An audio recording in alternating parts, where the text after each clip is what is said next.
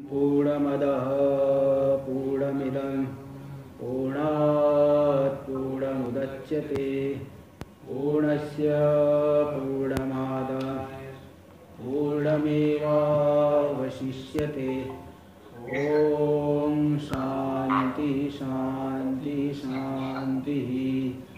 शङ्करं शङ्कराचार्यं केशवं बादरायणं सूत्रभाष्य कृतौ वन्दे भगवन्तौ पुनः पुनः।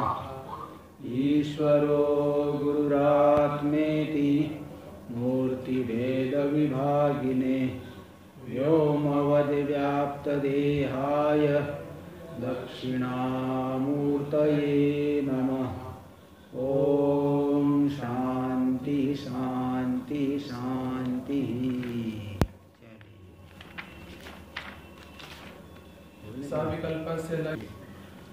यहाँ पे पूर्व पक्षी ने कहा कि महावाक्य के द्वारा जो लक्ष्य है सविकल्पक है कि निर्विकल्पक है। प्रथम पक्ष में दोष ये होगा कि सविकल्पक को लक्ष्य मानोगे तो मिथ्या हो जाएगा। जैसे जीव भाव ईश्वर भाव सब मिथ्या है, सविकल्पक भी मिथ्या हो जाएगा। और निर्विकल्पक को लक्ष्य मानोगे ऐसा तो कहीं देखा ही नहीं गया है। फिर इसका समाधान दिए कि ये जो आप शंका करें जाति उत्तर है, असद उत्तर है ना, असद उत्तर। क्योंकि हम आपके ऊपर शंका करेंगे तो आप भी जवाब नहीं दे पाओगे। तो समान यहाँ पे है, इसलिए वो जो निर्विकल्पक लक्ष्य है, लक्ष्यत्व आदि ये सब धर्म एक ही तत्व है, उसमें लक्ष्यत्व वाच्यत्व ये सब के सब कल्पित है, तत्व से अतिरिक्त कुछ भी नहीं है। हाँ, भ्रांति है, भ्रांति को दूर करने के लिए ये बताया गया, स्वरूप बताया गया है। इसलिए वही बोले कि उत्तर पूर्व पक्षी से पूछे कि जो आप विकल्प कर रहे हैं निर्विकल्पक का कर रहे हैं कि सविकल्पक का कर रहे हैं। तो अगर सविकल्पक का विकल्प करोगे तो क्या होगा? व्याघात दोष, व्याहति है ना, व्याघात। भाई निर्विकल्पक का विकल्प कहोगे तो व्याघात, क्योंकि जिसमें जो निर्विकल्पक है उसका विकल्प कैसे हो सकता है। और सविकल्पक का विकल्प कहोगे तो अनवस्था दोष आदि रहेंगे। अब अनवस्था दोष, आत्माश्रय दोष और चक्रक दोष और क्या रहे, अन्योन्य आश्रय दोष, ये चार दोष दिखा दिए थे। ये चार दोष कैसे है? सविकल्पक में विकल्प, सविकल्पक का विकल्प। तो विकल्प कहाँ किस में कर रहे हैं? सविकल्पक में। सविकल्पक का मतलब क्या है? विकल्पेन सवर्धनेन, विकल्प वाला। किसका विकल्प? विकल्प वाले का विकल्प, यानी विकल्प का आश्रय विकल्प वाला बनेगा। तो ये जो दो विकल्प यहाँ समझ में आ रहा है, एक तो आश्रित हो गया, एक आश्रय हो गया। आश्रय कोटि के अंदर एक विकल्प आया और एक आश्रित हुआ। तो आश्रित विकल्प और आश्रय विकल्प दोनों एक ही है कि अलग अलग है? अगर कहोगे एक ही है तो क्या दोष होगा? आत्माश्रय दोष, स्वयं विकल्प ही विकल्प पे रह गया। तो भाई स्वयं के ऊपर से अपने ही सिर पे तो कोई बैठ नहीं सकता, इसलिए आत्माश्रय दोष जो है हो गया। और दूसरा कहेंगे नहीं वह विकल्प अलग है। तो भाई वो विकल्प अलग है तो जैसे पहला वाला विकल्प सविकल्प में रहा, दूसरा वाला विकल्प भी कहाँ रहेगा? सविकल्प में रहेगा, शुद्ध में तो नहीं रहेगा। तो इसके लिए तीसरा एक विकल्प चाहिए। वह तीसरा विकल्प पहले विकल्प से भिन्न है कि अभिन्न है? अगर अभिन्न हो गया तब तो अन्योन्य आश्रय दोष। पहले को रहने के लिए दूसरा और दूसरा को रहने के लिए जो तीसरा है, तीसरा पहले से अभिन्न है। तो दूसरे को पहले की आवश्यकता, पहले को दूसरे की आवश्यकता, तो ये अन्योन्य आश्रय दोष होता है। कैलाश कहाँ है? कैलाश आश्रम को, मधुबन के सामने मधुबन आश्रम कहाँ है? कैलाश आश्रम के सामने। ये तो जो है सिद्धि नहीं हो पाएगा। तो और भी ये अन्योन्य आश्रय दोष हुआ। फिर कहेंगे नहीं वो तीसरा विकल्प पहला विकल्प रूप नहीं बल्कि अलग है, तो फिर दोष दे दिए कि तब तो है ना वो कहाँ रहेगा? वह भी तो सविकल्पक में रहेगा। एक चौथे विकल्प, वह चौथा विकल्प प्रथम विकल्प से अभिन्न है कि भिन्न है? अभिन्न मानोगे तो चक्र घूमेगा। पहले विकल्प को रहने के लिए दूसरे की आवश्यकता, दूसरे को रहने के लिए तीसरे की अवस्था, तीसरे को रहने के लिए चौथे की आवश्यकता, चौथा पहले से अभिन्न है और फिर दूसरे की आवश्यकता है ना, तीसरे को रहने के लिए चौथा, चौथा नहीं पहले से अभिन्न है। तो तीसरे को पहले की आवश्यकता, पहले को दूसरे की आवश्यकता, दूसरे को तीसरे की आवश्यकता, तीसरे को पहले की आवश्यकता, ये चक्र घूमेगा।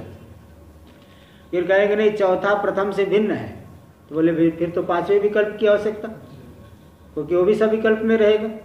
और पांचवा फिर भिन्न है कि भिन्न है, अभिन्न है तो चक्र घूमेगा, भिन्न है तो अनवस्था दोष, इस तरह से आ गया। ऐसे अनवस्था दोष, उसके भी लिए भी अन्य, उसके लिए भी अन्य अनवस्था दोष होगा। इसलिए कुल मिला करके ये जो है समाधान आप नहीं दे पाओगे। तो बस ऐसे यहाँ भी समझिए, फिर आखिर समाधान ना केवल यही दूषण नहीं है। देखिए वही 50 तक हो गया था, 51वें का अवतरण देखिए, न केवलम अत्रैव इदम दूषणम, ये सब जो दोष दिखाए गए केवल यहीं पे नहीं है, अपितु सर्वत्र एवं विकल्प पूर्वकम दूषणम प्रसरत। इस प्रकार के विकल्प पूर्वक जो दोष दिया जा रहा है, इस प्रकार का दोष तो सर्वत्र मिलेगा, सर्वत्र उसका प्रसार हो जाएगा। इस बात को दिखा रहे 51वें श्लोक में। श्लोक नंबर 51 देखिए, इदं गुण क्रिया जाति द्रव्य संबंध वस्तुषु समं तेन स्वरूपस्य सर्वमेतदितिष्यताम् इदं गुण क्रिया जाति द्रव्य संबंध वस्तुषु समं तेन स्वरूपस्य सर्वमेतदितिष्यताम्। ये जो विकल्प दूषण जातम, इदम विकल्प दूषण जातम गुण क्रिया जाति द्रव्य संबंध वस्तुषु समम, तेन तेन यानी विकल्पस्य असंगतत्वेन सर्वमेतत् स्वरूपस्य इति इष्यताम्। ये जो विकल्प को दे करके दोष दिखाया गया, ये हर जगह यही दोष आएगा। गुण में देखो, गुण में क्या है, जैसे कोई मानता है कि द्रव्य अलग है गुण अलग है, नैयायिक लोग मानते हैं। नैयायिक की यही शंका, ये समझ लो, ये वही कहेगा कि सविकल्प का कि निर्विकल्प का। तो भाई गुण जो है कहाँ रहेगा, गुण आप अलग मानते हो द्रव्य से, तो गुण कहाँ रहेगा, द्रव्य में रहेगा। वो सगुण है कि निर्गुण है। निर्गुण कहोगे, निर्गुण तो बोल नहीं सकते, क्योंकि निर्गुण में गुण रहता है क्या, निर्गुण में गुण नहीं रहता। निर्गुण में गुण रहोगे तो रहेगा, ऐसा कहेंगे तो क्या दोष होगा, व्याघात दोष, वदतो व्याघात। फिर कहेंगे नहीं सगुण में गुण रहता है, सगुण में गुण मतलब गुण वाले में गुण, तो मतलब एक तो आश्रित हो गया गुण, और कहाँ रह रहा है आश्रय, क्या गुण वाला, गुण वाला आश्रय है, तो मतलब गुण भी तो आश्रय कोटि में आया, वो भी आश्रय बना। दोनों एक है अगर मानोगे तो आत्माश्रय दोष, गुण में गुण स्वयं अपने में ही गुण रह गया। दोनों अलग अलग मानोगे तो अभी दूसरा वाला गुण भी तीसरे में रहेगा, तीसरा गुण का मानना पड़ेगा, उसके लिए भी गुण वाला मानना पड़ेगा। और वह तीसरा गुण पहले से अभिन्न है कि भिन्न है, अभिन्न मानोगे तो क्या हो गया, अन्योन्याश्रय दोष। भिन्न मान लिए तो अभी चौथा गुण चाहिए, चौथा गुण प्रथम से भिन्न है कि अभिन्न है, अभिन्न मानोगे चक्र घूमेगा। भिन्न मान लिए तो अनवस्था ऐसे और एक कल्पना होती चली जाएगी, इस तरह से अनवस्था दोष हो जाएगा। इसलिए इसी प्रकार क्रिया वाले में, क्रिया कहाँ रहेगी, क्रिया वाले में रहेगी, निष्क्रिय में रहेगी। निष्क्रिय में क्रिया कहोगे तो वदतो व्याघात, सक्रिय में क्रिया कहोगे तो क्रिया वाले में क्रिया रही, दूसरी क्रिया भी क्रिया वाले में रहेगी, तीसरी क्रिया भी क्रिया वाले में रहेगी। अनवस्था दोष, आत्माश्रय दोष, अन्योन्याश्रय सब दोष आ गया। जाति, जाति कहाँ रहेगी, जाति वाले में रहेगी कि जाति से रहित में रहेगी, है ना, जाति से रहित में रहेगी, ये तो क्या दोष हो गया, वदतो व्याघात। जाति वाले में रहेगा, ऐसे सब दोष आएगा। द्रव्य कहाँ रहेगा, द्रव्य वाले में रहेगा कि बिना द्रव्य वाले में रहेगा, द्रव्य से रहित में रहेगा। द्रव्य से रहित में रहेगा तो ये तो जो द्रव्य से रहित है उसमें कैसे द्रव्य रहेगा, तो फिर वदतो व्याघात। और ऐसे कहोगे नहीं द्रव्य वाले में, तो फिर तो तीसरा द्रव्य, चौथा द्रव्य, ऐसे अनवस्था दोष। संबंध, संबंध कहाँ रहेगा, संबंध वाले में रहेगा कि बिना संबंध वाले में रहेगा। बिना संबंध वाले में कहोगे तो बिना संबंध वाले में संबंध रहता है क्या, आत्मा को असंग मानते हैं, उसमें कोई संबंध ही नहीं, संबंध वाले में थोड़ी, बिना संबंध वाले में संबंध नहीं रहेगा। संबंध वाले में कहोगे तो ऐसा दूसरा संबंध, तीसरा संबंध, चौथा संबंध, ऐसे अनवस्था दोष। तो सभी जगह पे ये दोष समम है, समान रूप से दोष है, दोष है ना। तेन, इसलिए यह सब विकल्प असंगत होने से, विकल्प करके जो पूछ रहे हो असंगत है। हाँ चारों दोष है ना। हाँ जी। और अतिव्याप्ति और वो जो न्याय के जो बेसिक जो रूल्स है ना, अतिव्याप्ति अव्याप्ति। हाँ हाँ। मेरी आपसे रिक्वेस्ट है, किसी एक क्लास में यदि आपको फुर्सत हो नेक्स्ट वीक 10-15 दिन में, इसको आपको हमको लिखा। अच्छा हाँ, लिखा देना है। हाँ मतलब क्लास नहीं, फुर्सत में कभी ये चारों लिए और अतिव्याप्ति वगैरह सबको समझ में नहीं आएगा। और मुझे इसके समझ मेरे को कुछ नहीं हो रहा है, तो मेरा दिमाग नहीं निकलता होगा। हाँ तो ये तो आय न्याय की बात है। अब जो है थोड़ा सा, चलो ठीक है, बता देंगे। और कैसे अलग, हाँ हाँ अलग तरीके, हाँ ठीक है देखेंगे। चलिए ठीक है, आगे देखेंगे। तो हाँ, इसलिए सब कुछ स्वरूप में ही ये सब कल्पित है ना। सब कुछ स्वरूप में ही, लक्ष्यत्व जो लक्ष्यत्व है वो स्वरूप में ही कल्पित है। नहीं तो अलग से मानोगे तब तो यही सब दोष आएगा।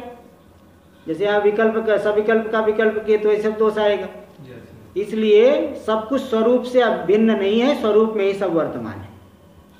इसी प्रकार लक्ष्यत्व है, वाच्यत्व है, सब आत्मस्वरूप में ही है, कल्पित है।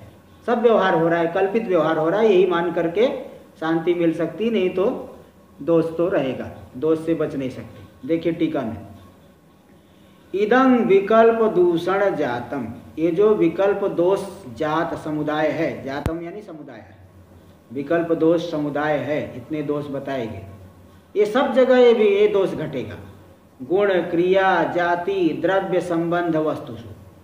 गुण में, क्रिया में, जाति में, द्रव्य में, संबंध, इन सभी वस्तुओं में, है ना। और विशेष एक वस्तु पर जैसे विशेष एक ले लेंगे, विशेष सविशेष में रहेगा कि निर्विशेष में रहेगा। निर्विशेष में विशेष कहोगे तो वदतो व्याघात, सविशेष में विशेष कहोगे तो उसके लिए तीसरा विशेष, चौथा विशेष, पांचवा विशेष, अनवस्था दोष। इसलिए गुण, क्रिया, जाति, द्रव्य, संबंध, वस्तुषु यानी गुणादि संबंधांतेषु पंचसु वस्तुषु समम, सभी जगह ये दोष समान है। तथा ही देखिए स्वयं थोड़ा सा दिखाते रहे, जैसे कि गुण किम निर्गुणे वर्तते अथवा गुणवती। ये जो गुण आप बता रहे गुण रहता है, गुण क्या निर्गुण में रहेगा कि गुण वाले में रहेगा। अब इसी प्रकार तो दोनों तरफ व्याघात है। क्रिया पे किम क्रिया रहे, क्रिया पे क्रिया रहते वर्तते क्रियावती वा। क्रिया क्रिया वाले में रहेगी, क्रिया क्रिया रहित में रहेगी, क्रिया वाले में रहेगी। आद्य व्याघात, गुण निर्गुण में कहोगे तो क्या दोष हो गया? व्याघात दोष। और क्रिया क्रिया रहित में कहोगे व्याघात दोष। अन्यत्र और दूसरे पक्ष में गुण वाले में गुण कहोगे तो क्या दोष हो गया? आत्माश्रय, अन्योन्याश्रय, चक्रक, अनवस्था, वही सब सारी बातें वही है। देख लीजिए, अन्यत्र आत्माश्रयादय इति सर्वत्र चैवम उह्यम, सभी जगह पे इस तरह से कल्पना कर लेनी चाहिए। क्योंकि नैयायिक लोग 7 पदार्थ मानते हैं, अभाव को छोड़ करके बाकी 6 ले लीजिए। तो गुण, क्रिया, द्रव्य, जाति, संबंध, विशेष, इन सभी जगह ये सब विकल्प करके दोष आ जाएगा, तो सर्वत्र घटे। नानु इदम असदुत्तरम चेत किम सदुत्तरम। पूर्व पक्षी एकदम बोला कि थोड़ा सा विकल्प करके क्या पूछ लिया कि असद उत्तर बताने लग गए। तो अगर ये असद उत्तर है तो सद उत्तर क्या है, ठीक उत्तर क्या होगा? सद उत्तर बता दो। तित्याशंक, भाई वास्तविकता क्या है, लक्ष्यत्व आखिर है क्या चीज, है ना। सविकल्प में लक्ष्यत्व है, निर्विकल्पक में लक्ष्यत्व है, ये हमने पूछा तो आप कह रहे असद उत्तर। आखिर सद उत्तर क्या है, ठीक ठीक बताओ, क्या आखिर है क्या चीज जो लक्ष्यत्व? ब्रह्म लक्ष्य है, तो ब्रह्म में लक्ष्यत्व क्या चीज है ये बताइए, कुछ तो बताना पड़ेगा।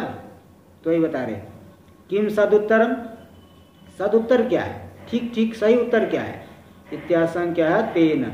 तेन मतलब देखो, तेन का अर्थ करे एवं विकल्पस्य असंगतत्वेन, इस प्रकार से विकल्प जो है जो कर रहे हैं असंगत होने से, इदम सर्वम एतद एतद गुणादिकम सर्वम, जो द्रव्य है, गुण है, क्रिया है, संबंध है, विशेष है, कोई भी धर्म है वस्तु में जो रह रहा है वस्तु से अतिरिक्त नहीं है। जैसे देखिए कमल में जो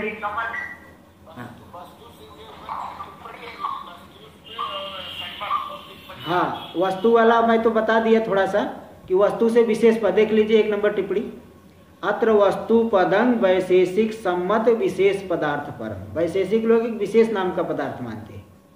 वो कहते जो नित्य पदार्थ है, नित्य जैसे परमाणु सब है ना, सबकी आकृति बराबर है। एक परमाणु को दूसरे परमाणु से अलग करने वाला कौन है? वो कहेंगे हर एक परमाणु में एक विशेष पदार्थ रहता है। वह विशेष, सबका विशेष अलग है, तो विशेष दूसरे एक नित्य को दूसरे नित्य से अलग करके दिखा देगा। भाई हर एक आदमी में कोई न कोई विशेषता है कि नहीं? ऐसे हर एक नित्य द्रव्य में एक विशेष पदार्थ है। वह विशेष पदार्थ एक नित्य द्रव्य को दूसरे नित्य द्रव्य से अलग कर देगा। तो यहाँ भी विकल्प करेंगे कि विशेष सविशेष में रहेगा कि निर्विशेष में रहेगा। निर्विशेष में विशेष कहोगे तो वद तो व्याघात, और सविशेष में कहोगे तो फिर वही अनवस्था दोष, आत्मा आश्रय दोष, अन्योन्य आश्रय, चक्रक, ये सब आएगा। देखो समवाय आदि संबंध, और इसी प्रकार संबंध से कई संबंध मानते, समवाय संबंध, संयोग संबंध। तो समवाय आदि संबंध किम असंबद्धे बंधे द्रव्ये संबंधे वा तिष्ठति। समवाय आदि संबंध युक्त द्रव्य में रहेंगे कि संबंध से रहित में? असंबंध यानी संबंध से रहित में रहेंगे। अगर संबंध से रहित द्रव्य में कहोगे तो वदतो व्याघात। संबंधे द्रव्य से संबंधित, संबद्धे, अच्छा असंबद्धे, हाँ संबद्ध द्रव्य, संबंध युक्त द्रव्य में कहोगे, संबद्ध मतलब संबंध युक्त, असंबद्ध मतलब संबंध रहित। तो संबंध रहित द्रव्य में संबंध कहोगे तो वदतो व्याघात, और संबद्धे यानी संबंध युक्त में कहोगे तो क्या दोष हो गया? वही अनवस्था आदि दोष। संबद्धे वा तिष्ठति इति यथा पूर्वमेव उह्यम, जैसे पूर्व में दोष दिखाया गया ऐसे यहाँ भी समझ लेना चाहिए। उह्यम कल्पनीयम, कल्पना कर लेनी चाहिए, समझ लेना चाहिए। फिर सर्वत्र दिखाए ना 6 भाव पदार्थ है। सुनैया एक लोग 7 पदार्थ मानते, इसमें से एक अभाव है, बाकी 6 भाव। तो 6 भाव तो दिखा दे, द्रव्य गुण कर्म, द्रव्य गुण कर्म, कर्म निक्रिया, द्रव्य गुण कर्म क्या है आगे? सामान्य विशेष समवाय। ये 6 पदार्थ भाव पदार्थ हो गए। एक तो अभाव होता है, अभाव के विषय में चर्चा नहीं। अभाव तो अधिकरण रूप होता है, प्राय करके मानते हैं। यद्यपि नैयायिक अलग पदार्थ मानते हैं, किंतु स्वरूप संबंध से रहता है। घट का अभाव भूतल में क्या है? स्वरूप संबंध। स्वरूप मतलब अनियोगी प्रतियोगी अन्यतर रूप है। तो तेन एवं विकल्पस्य असंगतत्वेन, ये विकल्प असंगत होने से एतद गुणादिकम सर्वम कस्य स्वरूपस्य, गुणादि सब क्या है? स्वरूप में ही है। जैसे वेदांती कमल का जो नील रूप है, किसी द्रव्य में जो रूप रहेगा, रूप क्या है? अलग से पदार्थ है। वेदांती कहेगा नहीं, द्रव्य की एक अवस्था है। जैसे शरीर की एक अवस्था है, जीर्ण हो गया, कभी कुमार है, युवा है, ये नहीं कि शरीर से अलग है वो अवस्था। शरीर जैसे बालक का शरीर है, वो जो बालक की बाल्यावस्था है क्या शरीर से? अच्छा सही है।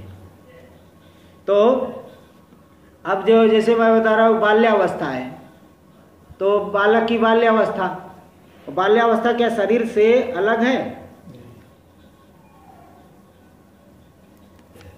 तो जैसे बाल्यावस्था है, वो बाल्यावस्था शरीर से अलग थोड़ी है। एक शरीर की एक अवस्था है, वो शरीर से अलग नहीं। युवावस्था शरीर की एक अवस्था है, वृद्धावस्था शरीर की एक अवस्था है। शरीर से अलग करके वो अवस्था को नहीं दिखा सकते। इसी प्रकार जो रूप है, रस है, गंध है ना, जैसे वो शक्कर में जो रस है, वो शक्कर से अलग करके दिखा देंगे? कभी नहीं दिखा सकते। रस अलग कर दोगे तो शक्कर ही नहीं रहा। तो इस तरह से ये जो गुण आदि है, गुण है, क्रिया है, ऐसे ही प्रकार हम लोग गमन क्रिया कर रहे, तो गमन क्रिया क्या अलग से है? क्या अलग से नहीं दिखा सकते। इसलिए सब कुछ स्वरूप में ही है। जो वस्तु है उसमें रहने वाला गुण, क्रिया, ये सब उस वस्तु से अलग करके नहीं दिखा सकते। इसी प्रकार जो आत्मा में लक्ष्यत्व आया, वह आत्म स्वरूप से अतिरिक्त नहीं है, किसी अपेक्षा से उसको लक्ष्य मान लिया गया। वाच्य, भाई वाच्य मानते ईश्वर को, उसकी अपेक्षा शुद्ध को लक्ष्य कर दिया। तो ईश्वर जब भाव कल्पित है, वह मिथ्या हुआ, तो लक्ष्यत्व भी तो कल्पित हुआ। एक शुद्ध तत्व में लक्ष्यत्व कोई अलग से चीज नहीं है, इसलिए सब कुछ स्वरूप ही है। हाँ जी बोलिए।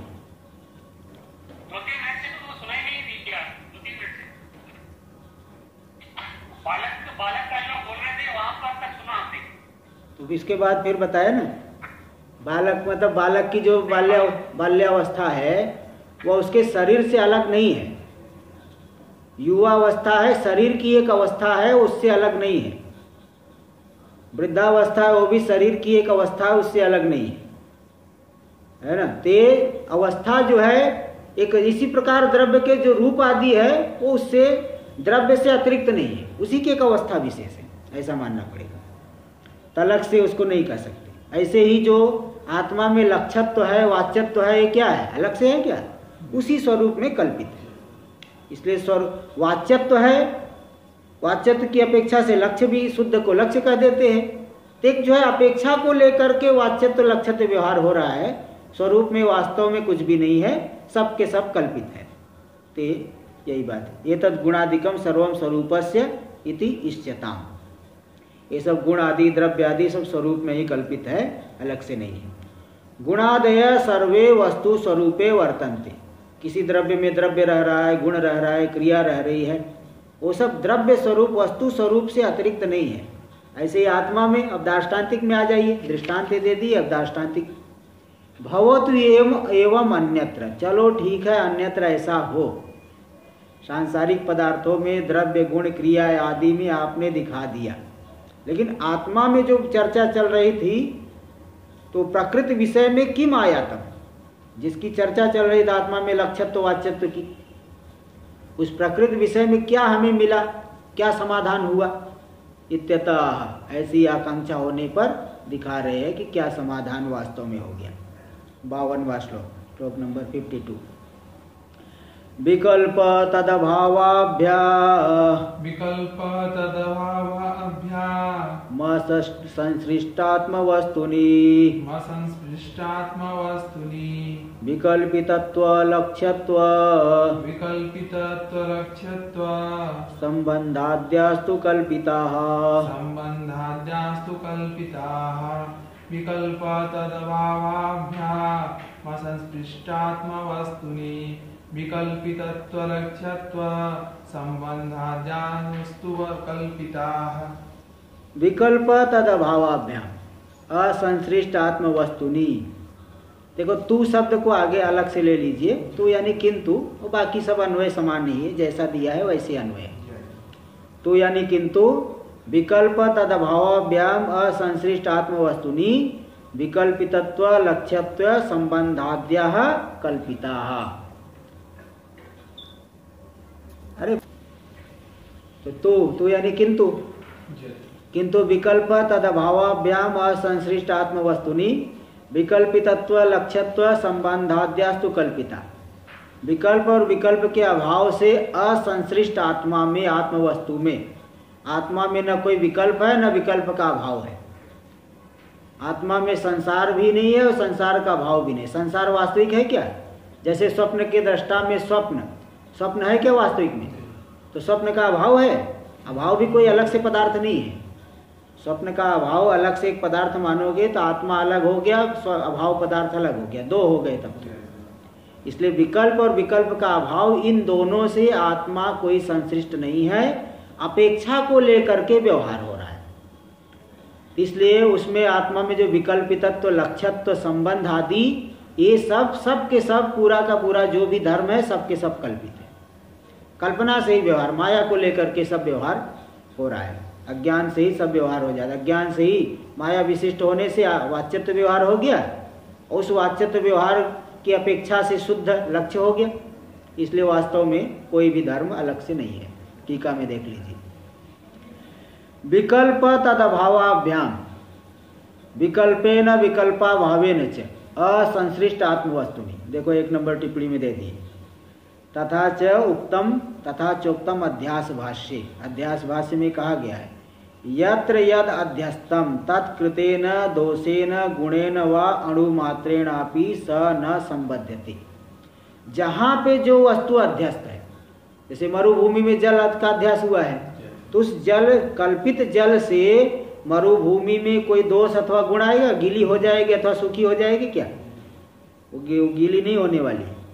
तो उस अध्यस्त वस्तु के द्वारा किए गए दोष अथवा गुण से अणु मात्रेणापि स न संबद्धते। अणु मात्र भी वह नहीं संबंधित होता। कौन? अधिष्ठान।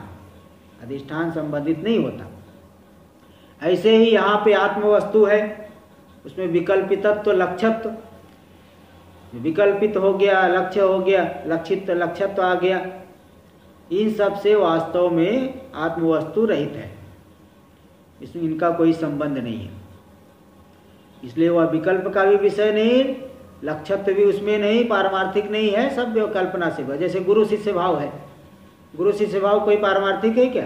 अब एक ही आत्मा है, गुरु शिष्य भाव भी पारमार्थिक नहीं। इसलिए वो सब स्वप्न के समान ही पूरा व्यवहार चल रहा है। अब व्यक्ति जो है अनादिकाल से व्यवहार कर रहा है, संस्कार दृढ़ हो गया है, तो सब सत्य जैसा मालूम पड़ता है, इसलिए सब कल्पित है। टीका में देख लीजिए, विकल्प तदभावाभ्याम विकल्पेन विकल्पा भावेन च असंश्लिष्ट आत्मवस्तुनि। विकल्प और विकल्प के अभाव से जो संश्लिष्ट नहीं है, संबद्ध नहीं है, संबंध से रहित आत्मवस्तु है, संस्पर्श रहित असंश्लिष्ट आत्मवस्तुनि का अर्थ कर दिए इनके संस्पर्श से रहित आत्मवस्तु में विकल्पितत्व लक्ष्यत्व संबंधाद्या किम कल्पिता, ये सब कल्पित है। अब कल्पिता आगे बताएंगे, पहले विकल्पितत्व का क्या अर्थ है, लक्ष्यत्व का क्या अर्थ है, संबंध क्या है, इन सब का अर्थ बता करके ये सब कल्पित है, आखिरी में अन्वय कर देंगे। तत्र इनके बीच में विकल्पितत्व नाम, विकल्पितत्व क्या है? जो विकल्प का विषय बने उसे क्या कहते हैं? विकल्पित। सविकल्पस्य वा निर्विकल्पस्य वा इति पूर्वोक्तेन विषयीकृतत्वम्। सविकल्प में विकल्प होगा कि निर्विकल्प में रहे विकल्प होगा, इस प्रकार से जो विकल्प का जो विषय बना उसे क्या कहेंगे? विकल्प के विषय को क्या बने कहेंगे? विकल्पित। उसमें क्या रहेगा? हाँ, विकल्पितत्व। हाँ, विकल्पितत्व मतलब विकल्प का विषयत्व, विकल्प का विषय बन गया। और लक्ष्यत्व क्या है? लक्ष्यत्व मतलब लक्षणावृत्त्या ज्ञाप्यत्व, लक्षणावृत्ति के द्वारा जिसका बोध कराया जाए। जैसे गंगायाम घोषः, गंगा में झोपड़ी है, तो गंगा में प्रवाह में झोपड़ी हो नहीं सकती, प्रवाह के बगल में तीर में है, इसलिए गंगा पद के द्वारा लक्षित कौन हो रहा है? तीर। तो लक्षणा गंगा पद का वहाँ वाच्य नहीं लिया जाएगा, प्रवाह नहीं लेंगे, बल्कि लक्ष्य तीर को लेंगे। इसलिए लक्ष्यत्व का मतलब क्या हो गया? लक्षणावृत्त्या ज्ञाप्यत्वम, लक्षणावृत्ति के द्वारा जिसका बोध कराया जाए वही हो गया लक्ष्य। जैसे गंगा पद के द्वारा लक्षणावृत्ति से किसका बोध कराया गया? तीर का। तीर में क्या रह गया? लक्ष्यत्व। वही लक्षणावृत्ति के द्वारा जो बोधित हुआ, ज्ञाप्यत्व आया, बोध्यत्व आया, वही है लक्ष्यत्व। संबंध क्या है? संबंध संयोगादि, संबंध संयोगादि संबंध है। आदि शब्देन द्रव्यादय गृह्यन्ते, आदि शब्द से द्रव्यादि लेना है, तो आत्मा में किसी का भी कोई जो है संबंध नहीं है, कोई भी नहीं। तू शब्द अवधारण है, तू शब्द अवधारण में अर्थ है, संबंध आद्या कल्पिता एवं।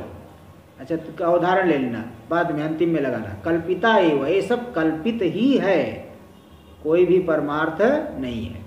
देखिए टीका में आगे दे रहे, द्रव्य क्या है? तत्र द्रव्यम नाम गुणानाम आश्रयो द्रव्यम।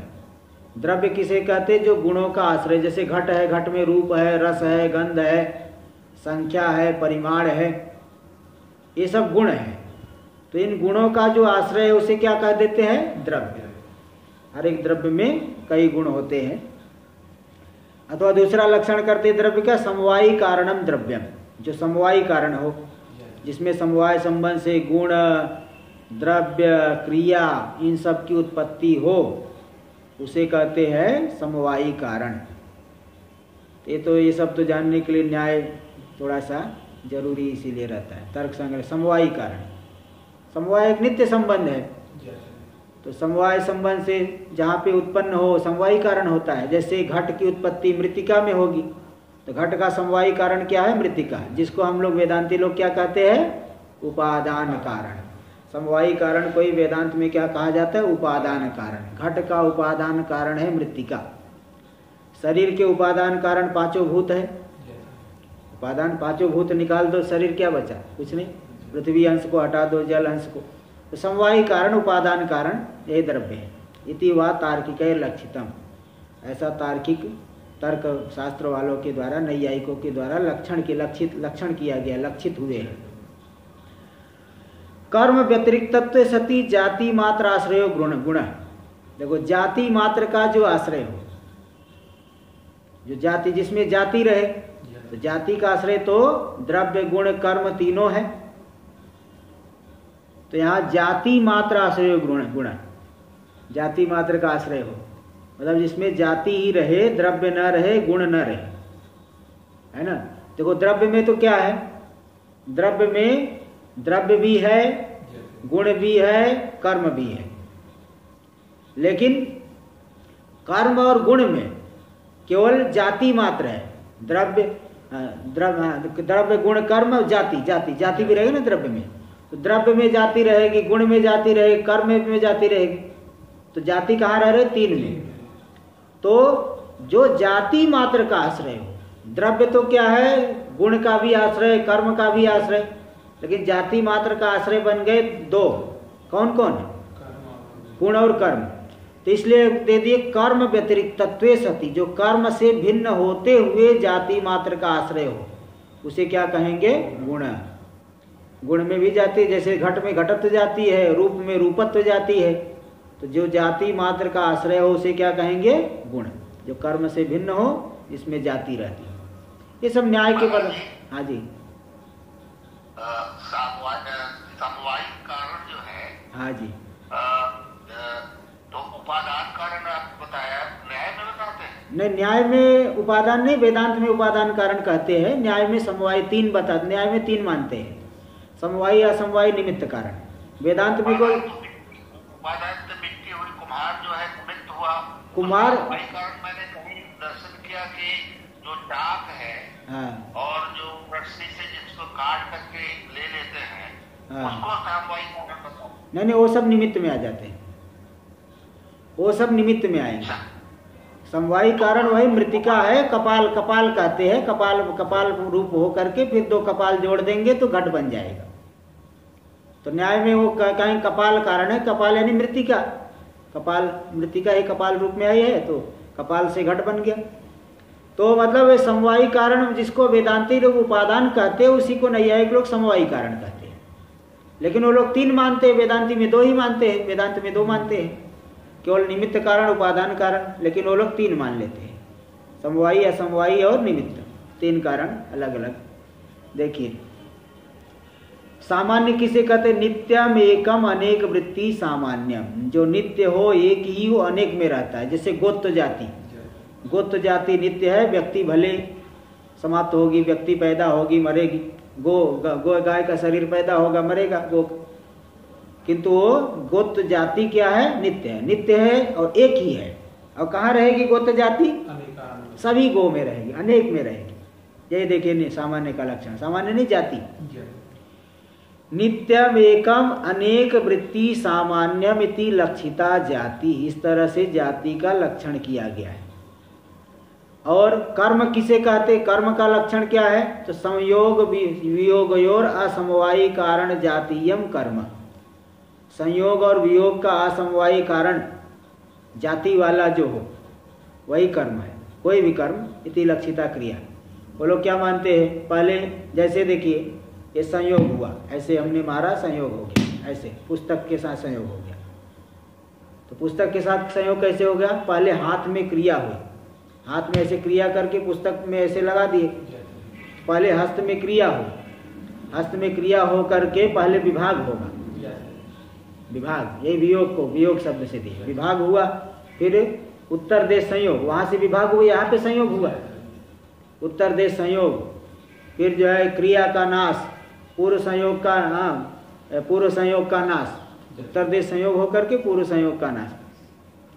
तो नहीं ऐसा, पहले क्रिया फिर विभाग, पूर्व संयोग नाश, फिर उत्तर देश, बराबर। हाँ, पूर्व संयोग नाश पहले होगा, पहले क्रिया हुई, फिर विभाग हुआ, फिर पूर्व संयोग नाश, उत्तर देश संयोग। इस तरह से क्रिया से ही संयोग और वियोग विभाग दोनों हो गया। क्रिया से विभाग हुआ, फिर पूर्व संयोग का नया नाश, फिर उत्तर देश संयोग। तो क्रिया से ही विभाग और उत्तर देश संयोग दोनों हो गया। तो संयोग वियोग, हाँ जी बोलिए। पहले क्रिया, फिर इसके बाद विभाग, फिर पूर्व संयोग नाश, संयोग नाश, इसके बाद उत्तर देश संयोग, उत्तर देश संयोग। दूसरा तो विभाग है ना, विभाग। हाँ, पहले क्रिया, फिर विभाग, पूर्व संयोग नाश और फिर उत्तर देश संयोग चौथे क्षण में हो गया। तो देखिए, अब देखो क्रिया से दोनों उत्पन्न हुए ना, विभाग भी उत्पन्न हुआ और उत्तर देश संयोग भी हुआ आगे। तो संयोग और विभाग, वियोग यानी विभाग, दोनों का असमवायी कारण जाति जो है, असमवायी कारण जाति वाला है, वही है कौन? कर्म। समवायी कारण तो देखिए, संयोग वियोग का क्या होगा? द्रव्य होगा। जिस द्रव्य में संयोग हो रहा है, जैसे हाथ का संयोग पुस्तक में हो रहा है, तो इस संयोग का समवायी कारण हो गया हस्त और पुस्तक दोनों, लेकिन इसका असमवायी कारण जाति वाला हो गया कर्म, क्रिया से हो गया ना। इति लक्षिता क्रिया, इस तरह से क्रिया का लक्षण किया गया है। तो चाहे द्रव्य हो, गुण हो, क्रिया हो, जाति हो, समवाय हो, विशेष हो, ये सब के सब स्वरूप में ही कल्पित है। एते सर्वे स्वरूपे कल्पिता एव, स्वरूप में ही, आत्मा में ही सब के सब कल्पित है। माया से सब व्यवहार हो रहा है, सब के सब कल्पित है। तो इस तरह से ये हुआ, सिद्ध हुआ। तो वास्तव में कोई भी धर्म आत्मा में सत्य नहीं है। एतावता ग्रंथ संदर्भेण किमुक्तम भवत, यहाँ तक का विचार करने से ग्रंथ समुदाय से क्या कह दिया गया, तात्पर्य क्या निकला? इत्याकांक्षायाम फलितम आह, ऐसी आकांक्षा होने पर फलित बता रहे हैं। ये मतलब जो 44वें श्लोक नंबर 44 से लेकर के अभी तक का जो 52 कितने श्लोक हो गए? हाँ, 9 श्लोक, 9 श्लोकों में क्या निष्कर्ष निकला? 44 नंबर से लेकर के 52 तक कितने श्लोक हो गए? 9। इन 9 श्लोकों में जो बात बताई गई, ठीक है, वहाँ पहले 44 में बताया गया कि एक ही परमात्मा तामसी माया को लेकर के जगत के उपादान हो जाते हैं, और सात्विक माया को लेकर के जगत के क्या बनते हैं? निमित्त कारण। वही परमात्मा मलिन सत्व वाली अविद्या को लेकर के क्या बन जाते हैं? जीव, है ना, वही त्वम पद के द्वारा कहे जाते हैं। और तीनों को छोड़ करके, तीनों प्रकार की उपाधि को छोड़ करके महावाक्यों के द्वारा अखंड सच्चिदानंद लक्षित होता है, जैसे स्वयं देवदत्तो इत्यादि में। तो वहाँ पे भाग त्याग लक्षणा के द्वारा शुद्ध लक्षित होता है। तो माया और विद्या रूपी उपाधि को छोड़ करके अखंड सच्चिदानंद पर ब्रह्म, जीव ब्रह्म की एकता महावाक्यों के द्वारा लक्षित होती है। और जो कुछ भी धर्म है, लक्ष्यत्व, वाच्यत्व आदि, द्रव्य, गुण, कर्म, सब के सब आत्मा में कल्पित है। इन 9 श्लोकों में जो बात बताई गई, इनका बारंबार अनुसंधान करना, यही क्या है? श्रवण है। अभी दिखाएंगे श्लोक नंबर 53 देखिए, 53। इत्थं वाक्यस्तदर्थानु, इत्थं वाक्यस्तदर्थानु संधानं श्रवणं भवेत्, संधानं श्रवणं भवेत्, युक्त्या संभावितत्वानु, युक्त्या संभावितत्वानु, संधानं मननं तु तत्, संधानं मननं तु तत्। इत्थं वाक्यस्तदर्थानु संधानं श्रवणं भवेत्, युक्त्या संभावितत्वानु, संधानं मननं तु तत्। इत्थम यानी इस प्रकार से जो इन 9 श्लोकों में बताया गया, तो वाक्यों के द्वारा, तत्वमसी आदि महावाक्यों के माध्यम से इन्हीं अर्थों का विचार करना कि वही एक ही शुद्ध तत्व कैसे जगत का कारण बन गया, कैसे जीव भाव की प्राप्ति किया, किन उपाधि को लेकर के। और ये सब जो धर्म आ रहे उपाधि को लेकर के आ रहे हैं, इसलिए उपाधि को छोड़ेंगे तो फिर क्या बचा? शुद्ध ही बचा। शुद्ध में तो दोनों जगह एक ही है, इसलिए एकता जो है। तो वाक्यों के द्वारा, तत्वमसी आदि वाक्यों के द्वारा इन्हीं अर्थों का विचार करना बारंबार जो है, किसके? षड्विध लिंगों के द्वारा, षड्विध लिंगों से विचार करना, यही क्या हो गया? श्रवणम, श्रवण, तात्पर्य निर्धारण करना, शास्त्र का जो तात्पर्य है उसका निश्चय कर लेना, यही हो गया श्रवण। और श्रवण कर लिए, युक्त्या संभावित, एक तत्व अद्वितीय तत्व की सिद्धि हो गई, निश्चय हो गया। लेकिन प्रत्यक्ष आदि प्रमाणों से क्या मालूम पड़ेगा? विरोध मालूम पड़ेगा। भाई एक अद्वितीय तत्व कैसे हो सकता है? ये तो पूरा लंबा चौड़ा इतना भेद दिख रहा है। इसलिए उस युक्ति के द्वारा संभव,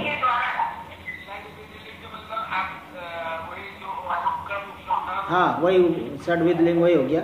उपक्रमोपसंहारा अभ्यासो पूर्वता फलम अर्थवादोपपत्ति च लिंगम तात्पर्य निर्णय। उपक्रम उपसंहार एक लिंग हो गया, अभ्यास हाँ फल अपूर्वता अर्थवाद और उपपत्ति, इन षड्विध लिंगों के द्वारा विचार करेंगे तो एकता, जीव ब्रह्म की एकता संभव है, एक ही तत्व संभव है। ये जो संभावित तत्व का अनुसंधान करना, विचार करना युक्ति के द्वारा, यह तत्व मननम, यह तो वह तो मनन है। अन्वय बता दिया। इत्थम वाक्य तदर्थानुसंधानम, ये तो सीधा सीधा है। इत्थम वाक्य तदर्थानुसंधानम श्रवणम भवेत् और युक्त्या संभावित तत्वानुसंधानम तु मननम तद युक्त्या संभावित तत्वानुसंधानम तु मननम। बस केवल इतना ही अंतर, ये सीधा सीधा है। इसकी टीका हम लोग कल देखेंगे। ओम पूर्णमदः पूर्णमिदं पूर्णात् पूर्णमुदच्यते पूर्णस्य पूर्णमादाय पूर्णमेवावशिष्यते। ओम शांति शांति शांति। शंकरं शंकराचार्यं केशवं बादरायणं सूत्रभाष्य कृतौ वंदे भगवन्तौ पुनः पुनः। ईश्वरो गुरुरात्मेति मूर्तिभेद विभागिने व्योमवद्व्याप्तदेहाय दक्षिणामूर्तये नमः। ओम शांति शांति शांति।